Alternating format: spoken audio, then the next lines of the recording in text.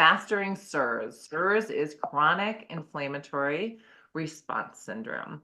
And Cirs is a newly recognized, probably only over the last 5 years, continuum of inflammation that happens in the body. And it's usually triggered by some sort of infection or toxin.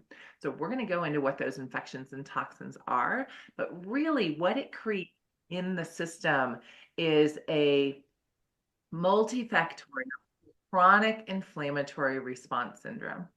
And we're going to look at what the symptoms of that are. So when you see the symptoms, let me know, like just kind of tick off the colors and let me know which of those symptoms are ones that you have experienced. So the problem with Cirs is it's an all over body thing.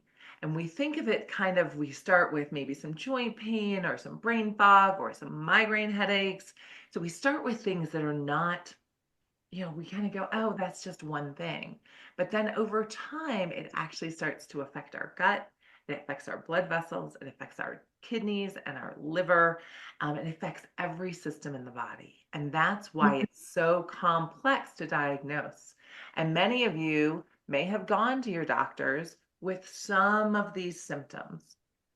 So just take like a little mental note or actually go through and just look through these and tell me at the beginning of your process here, how many colors did you have? And you only need one thing in each color to qualify.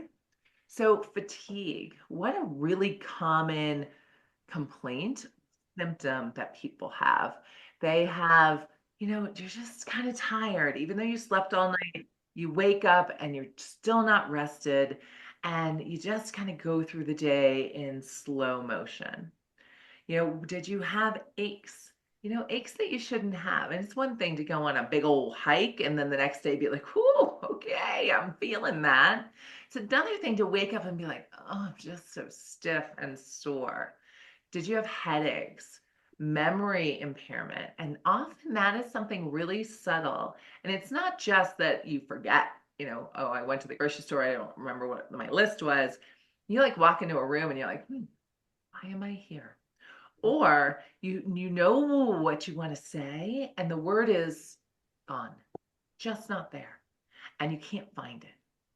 So that's kind of the memory impairment, difficulty concentrating.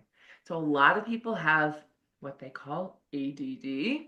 And if you weren't ADD from the get-go, and there's a lot of correlation between toxins and ADD or ADHD in kids, and we know this from studies, when we develop that syndrome or that difficulty, that squirrel mentality, like, oh, I got to get this done, I got to get this done, I got to get this done, but it's all overwhelming, then that's not normal. Okay. And really, ADHD didn't exist 50 years ago. It didn't exist. It was not here. Nobody complained of this because it is an environmental issue. It's not you. It's not your brain. It's not that your brain's all screwed up. I'll try to watch my language tonight. It's that the connections aren't getting made, the neurotransmitters, the hormones aren't working. So joint pain, AM stiffness, super common. You get up and your feet just don't want to like flatten themselves on the floor. Cramps in the legs especially, and more at night. That's a biotoxin cluster symptom. Unusual skin sensitivity. So if you're like, ooh, I can't wear this sweater, it's too picky, it's too itchy. So some people have more sensitivities than others. And we have a lot of kids these days, grandkids of a lot of you or kids of a lot of you that have sensory disorder. Another thing that didn't exist 50 years ago. Why are these kids having sensory disorder? Because their nervous system is overstimulated by something, even from a very early age. Shortness of breath, sinus congestion. So even that chronic rhinitis or that seasonal allergy, like every year, spring's horrible, the winter's horrible, the fall's horrible, that too is not normal. Like we do develop allergies sometimes, but we shouldn't develop them as adults. And we shouldn't have them continuously. Cough excessive thirst, confusion. So like flat out, like, oof, I don't know what I'm doing here. Appetite swings. You're super hungry one day, and the next day you're like, meh, I don't really care if I eat at all. Difficulty regulating body temperature. So you're either always cold, you're always putting on an extra layer, even when it's 70, 80, 90 degrees outside. Um, or you're too hot. So hot flashes when we're not in menopause, and even some menopause symptoms are related to this. Because menopause, even 50, 60, 70 years ago, was not this dramatic, drawn out. Like people went through menopause and they would have hot flashes for 6 months maybe, but then it would stop. And now, how many of you know people who've had menopause for like 10 years? That's not normal. That's a toxin issue. Appetite swings, we talked about urinary frequency, especially at night. So if you're having to get up to pee all the time and there's not really a reason for it, sometimes prostate can be a problem and that can make men have to get up and pee. But that urinary frequency, the reason that happens is because our kidneys go into overdrive at night. They want to clean out the system. And when they're cleaning out the system, they're doing a lot of detox work. And when all those toxins hit the bladder, your bladder goes, ooh, gotta go. And you gotta go pee. So if you're getting up, especially as a woman without a UTI, and then don't get me started on interstitial cystitis, that's always a toxin issue, then that's a problem. That's your body trying to detox. Red eyes, blurred vision, night sweats, mood swings, and ice pick pain. Ice pick pain is a little weirdo. It's kind of like somebody literally like walk up to you and jabbed you with something really sharp randomly in a part of your body or in your head. So headaches don't usually feel like ice picks. So that's a very unusual symptom and almost always a biotoxin illness.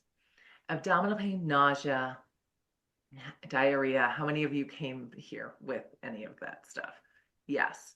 And that is, we blame it on the gut. We blame it on our food. We blame it on the microbiome. And yes, all of those things are altered, but it's all connected. Last couple of things, tearing in the eyes, disorientation, metallic taste, and static shocks. So a static shock is like in the winter when you run your feet over the carpet and then you go touch the doorknob and you're like, oh, and you get shocked. That happens out of the blue, out of nowhere. Vertigo, spinning of the room. So you feel imbalanced, you feel off balance. So looking at this and thinking back to when you first started with us, or if you haven't started with us, how many of you have at least 2 colors? At least 3 colors. Oh, look, I made balloons. Look, I made balloons like that. At least 4 colors. 6 colors? 8 colors? 10 colors? How many are there? Yeah, 12, 14, all the colors. All right. So this is a real thing. And you only need 3 colors to qualify as having biotoxin illness. You don't need all of them. You don't have to be an overachiever. But that's why this gets missed by most doctors, right? Because it's all this weird stuff that doesn't feel connected. It doesn't feel like it's all part of the same process. So let's look at how do we fix this? And this is really an important thing because people come in and they're like, fix it all. And we can fix a lot of it at the same time or with some overlapping methods, but we can't attack everything at the same time. Because if we do, I make you sicker and then you don't like me anymore. And I don't want you to not like me anymore. So the first thing are the foundations. So what are the foundations? The foundations are an anti-inflammatory diet. It doesn't have to be this super strict elimination, don't do anything diet. But what I found is that when we give you a food plan, you can go, okay, it's on the list, I can do that. And then we add foods back. So we really want inflammation to be down. Then we want to be sure we're getting good things into your food plan. So magnesium, almost number 1. We need to manage your nervous system. So we actually need to get you into that parasympathetic state. So sometimes supplements can help with that, things like Relora or L-theanine. or holy basil. Those are kind of the big three, and we use them in different concentrations depending on what your complaint is. But really, that foundation of getting the nervous system aligned, getting some basic nutrients, and getting inflammation down are the things that we got to start with. And then we make sure there's no more exposure. So I know a lot of us have talked about this, and a few of you have gone through a really good improvement, and then all of a sudden you're worse. Why is that? Because you had a new exposure. And what are those exposures? So we're going to go into a little more detail, but things like Lyme disease is an exposure. Things like Epstein-Barr virus can be an exposure. For me, an exposure was the COVID vaccine. COVID vaccine really did a number on me. That was my biotoxin injury and illness. Molds, they're ubiquitous. They're everywhere. Some of them hurt us, some of them don't. Heavy metals is another big source. And then environmental toxins. And when we start to think, and I've been on my horse a lot lately about this with pharmaceuticals, right? Pharmaceuticals are a toxin. They can be a toxin to the system. I recalled, and for some reason I went to a different. And so pharmaceuticals can be a reason. What other things can be a reason? All the pesticides that's on our food, that can be a reason. All the stuff that's in our air, all the stuff that's in our furniture or our carpet, endocrine disruptors in our lotions and potions and shampoos and makeup. All of those things contribute. So what we try to do is make sure the big ones are out of the way. So if you're living in a moldy house, get it cleaned up or leave. If you have active Lyme disease, treat it. And treating it with antibiotics works. And I know a lot of you have probably known people that have chronic Lyme. Lyme, yeah, it hides, it's sneaky, but usually if we catch it soon enough, we can get rid of it with antibiotics. The problem is the damage that is done. And that's actually the biggest piece of all of this. So it's not just about eliminating this stuff. We've got to reduce the inflammation, fix the metabolism, the whole system, and then we got to actually repair the cells. So that's what I'm actually going to spend a little more time on. So we're reducing the inflammatory burden by getting you out of the environment, treating whatever the underlying cause is, and then we start working on metabolic balance. So when our gut's not working right, when it's inflamed, guess what we don't do? Absorb nutrients. So I have had so many clients that come to me on this beautiful diet, all organic, non-GMO. They're so careful, but they're not absorbing any of it. So when we look, if we do, at their micronutrients, they're low in all the stuff. They're low in magnesium, they're low in B vitamins, they're low in vitamin C, they're low in vitamin A, they're low in vitamin E. Because even though they're taking it in good quantities, they're just not keeping it in their system. They're not absorbing it. So out it goes. So that's kind of the metabolic balance. And that happens at every level in every cell. So once the inflammation's gone off the cover of the cell, now the connections can work. Now the hormones can get on there. Now all the nutrients can actually get into the cell. And that's actually really where we start this resolution and repair. Does that make sense? That it's a process. It's not just a one-stop thing. So I'm going to give you a quick overview, and I expect you all to memorize this, and then there will be a quiz at the end. So this is kind of the basic outline of how we do what we do. And I'm happy to share these slides if you do want to go do a deep dive and Google search all of this stuff. So we start with, low inflammatory diet, stress management we talked about, sleep, critical, lipid replacements. So omega-3s and phosphatidylcholine. Why do we need those lipids? Because they make our cell membranes. When our cell membranes aren't healthy, guess what? Nothing gets in, nothing gets out. And then we work on neuroinflammation. We do that with magnesium, sugar control. That's really important reason why when we start the elimination food plan, we don't add any sugar. And then we can use some other things like curcumin you've heard of. It's an anti-inflammatory, best taken with black pepper for absorption. RG3 is actually a nasal spray that actually goes straight through the nasal up into the brain. Some people, it's super helpful. Other people, they're like, yeah, that was an expensive no go. I haven't quite figured out who are the people that do better. Then we deal with all the co-infections. We clean up the environment if that's a problem.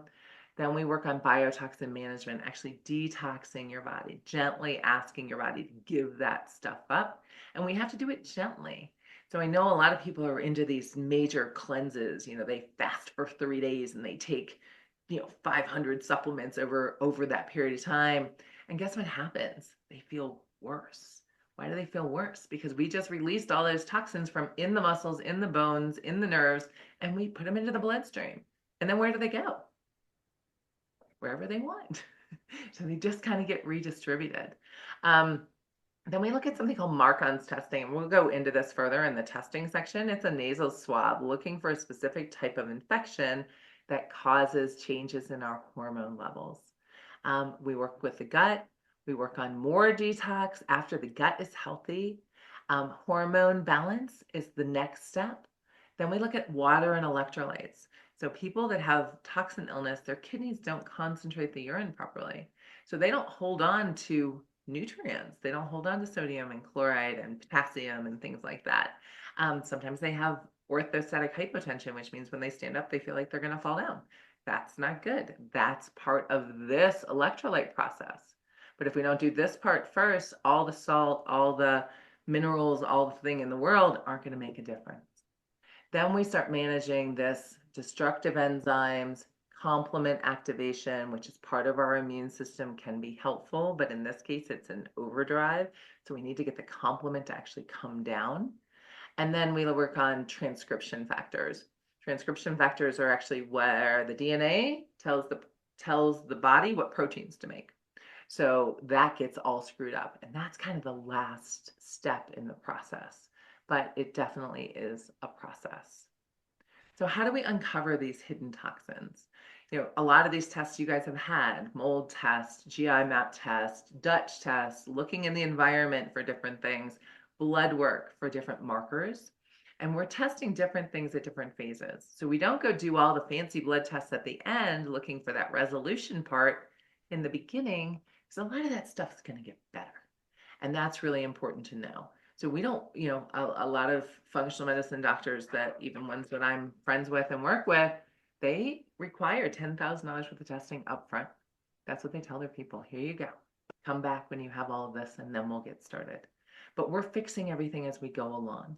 So we do the testing kind of more in incremental phases and if we need it.